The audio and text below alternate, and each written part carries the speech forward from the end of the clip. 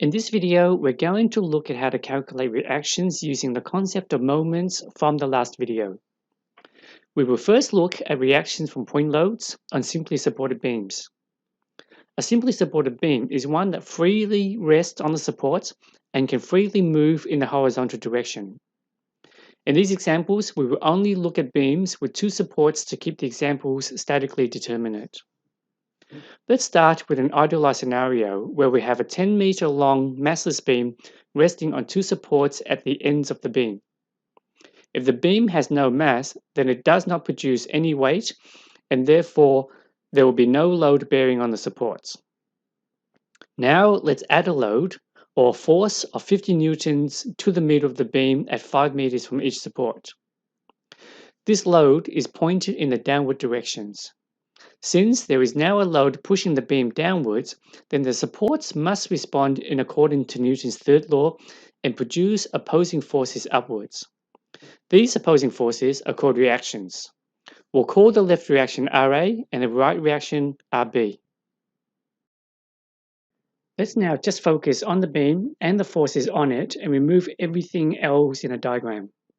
This is called a free body diagram. According to Newton's law, in order for the beam to stay static or stationary, then the net forces on the beam in all directions must be equal to zero. That is, the net force in the horizontal direction must be zero, the net force in the vertical direction must be zero, and the net rotation or moments must also be zero. Since there is no horizontal forces present, then the first condition is automatically met. In the vertical direction, there are two upward forces, the reactions Ra and Rb, and one downward force F. If we take the upward direction as positive, then the vertical force equation becomes Ra minus F plus Rb equals 0. At this point, the only force we know is F, and there are two unknowns, so we can't solve this equation yet. To determine the moments equation, we first need to select a point of rotation or the pivot point. This point is arbitrary and can be anywhere along the beam. So for simplicity, let's pick our pivot point to be at the left end of the beam where Ra is. From the previous video, we discovered that the moment of a force is equal to the product of that force and its perpendicular distance to the point of rotation. So starting from the left side, we calculate the moment of each force about that pivot point. The first force, Ra, is on the pivot point, so its perpendicular distance is 0. The next force is F, which points downwards and is 5 meters from the pivot point. As this force points downwards, then it is negative and produces a negative moment. The final force is Rb, which points upwards and is 10 meters from the pivot point. The sum of all of the moments from all of these forces must be equal to 0. So as Ra does not produce any moment, then the moment equation simplifies to negative 5F plus 10Rb being equal to 0. So this equation allows us to solve for Rb because it is the only unknown by transposing the equation to get Rb being equal to 5F divided by 10.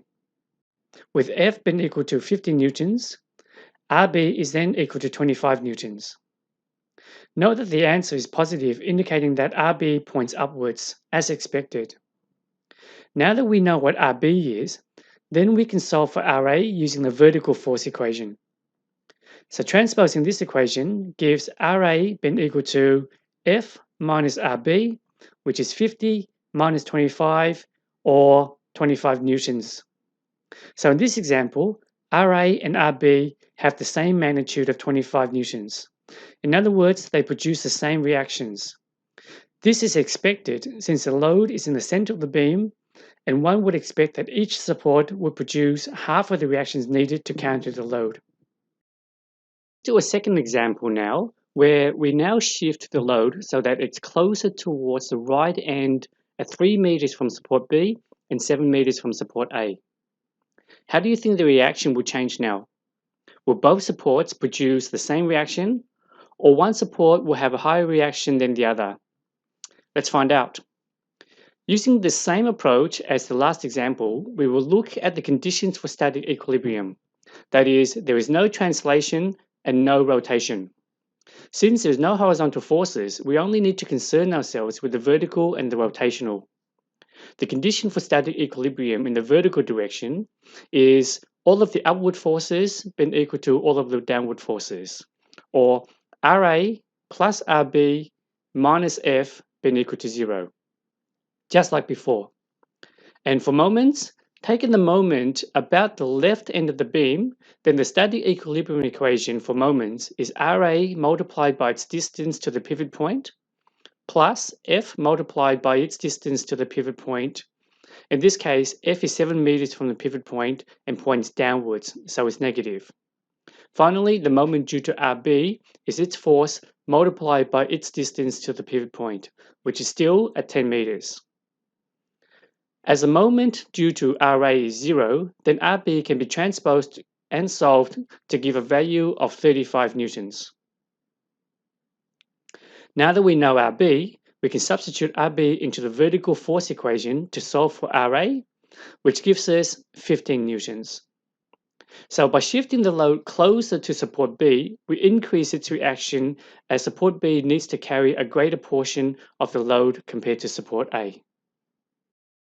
In our third example, we're now going to move support A 2 meters into the beam and leave the load at 7 meters from the left of the beam. So the load is now 5 meters from Ra and still 3 meters from Rb. So how do we calculate the reactions in this situation? Again, we start with the static equilibrium equations.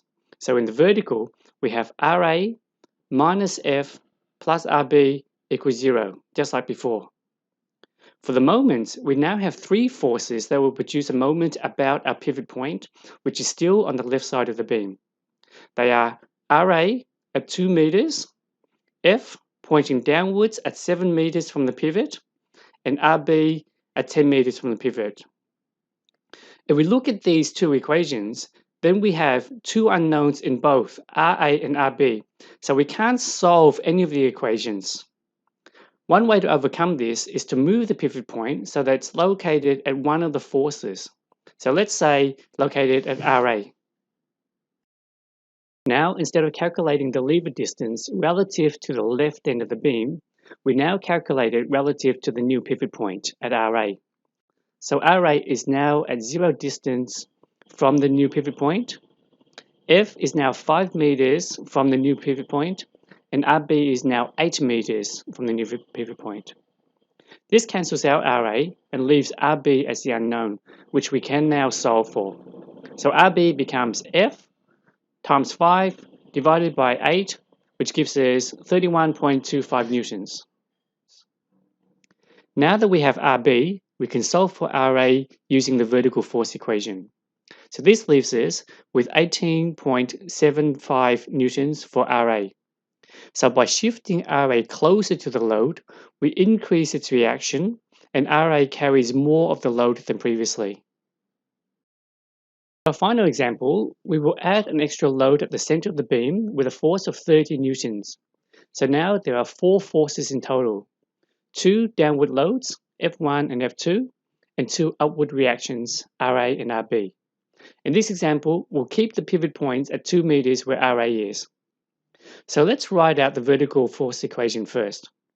Writing in order of the forces from left to right, we have Ra minus F1 minus F2 plus Rb equals 0.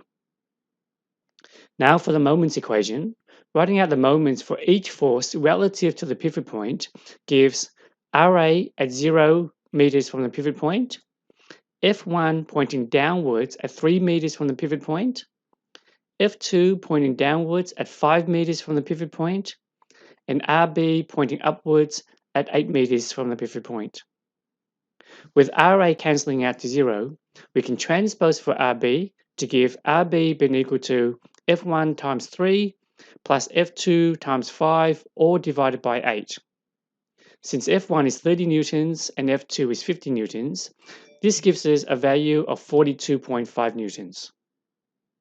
Now that we know the value for Rb, we can then solve for Ra using the vertical force equation, which transposes to Ra being equal to F1 plus F2 minus Rb, or 37.5 newtons. summary, to solve for reactions on a simply supported beam where there are only point loads, take the following steps. 1. Draw a free body diagram of the beam showing all of the forces acting on it. For a statically determinate beam, there should only be 2 supports, and therefore only 2 reactions, but there could be multiple loads. In your free body diagram, decide which direction will be positive and which will be negative. In most cases, in the vertical direction, we can take upwards to be positive, and in the horizontal direction, we can take to the right to be positive. 2. Write out the static equilibrium equations for the horizontal forces and write out the static equilibrium equations for the vertical forces. In many examples in structural mechanics, there won't be any horizontal forces, so the horizontal equilibrium equations can be ignored. 3. Write out any moments due to each force, remembering that a moment is equal to the product of the force and its perpendicular distance to the pivot point. To simplify the moments equations, choose a pivot point to be at the location of one of the reactions. This will eliminate that reaction from the equations since it is on the pivot point, so will produce no moment. This will reduce the number of unknown variables to 1, which can then be solved. Step 4 is now to solve that unknown reaction in the moment equation. Finally, once this is done, the calculated reaction can be substituted into the force equation to solve for the second reaction.